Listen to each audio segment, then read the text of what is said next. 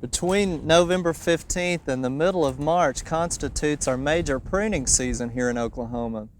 However, the majority of our pruning really should be done after the middle of February, but there's a few cases in which we have trees called bleeder trees, such as elm, birch, and some of the maple trees that need to be pruned earlier in the season, right after several hard frosts.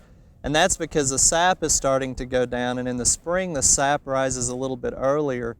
Once those trees starts bleeding, you'll have that problem all summer long, attract insects and possibly disease.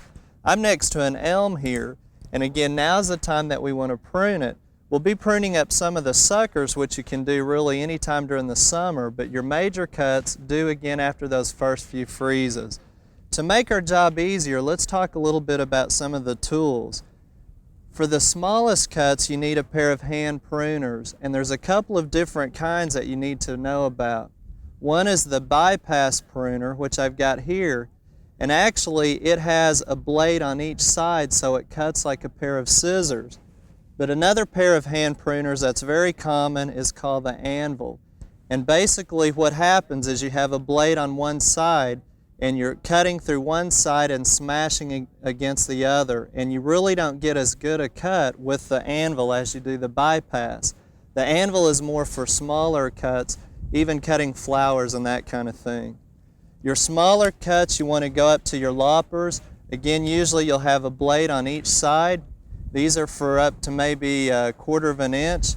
Larger cuts, obviously, you'd want to use a saw where you can saw those off.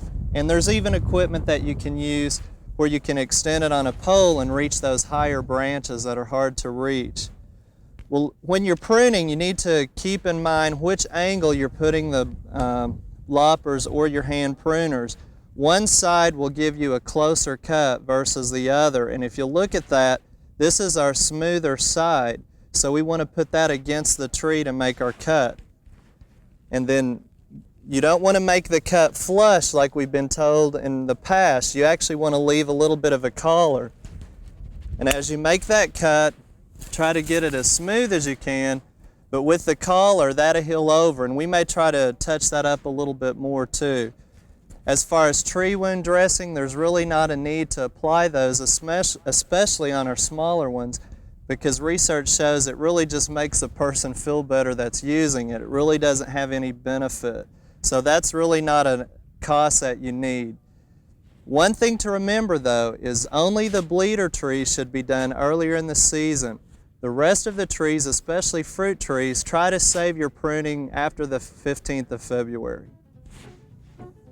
We hope you enjoyed this video. It's part of our OK Gardening Classics YouTube channel. You can also find more recent videos on our Oklahoma Gardening YouTube channel.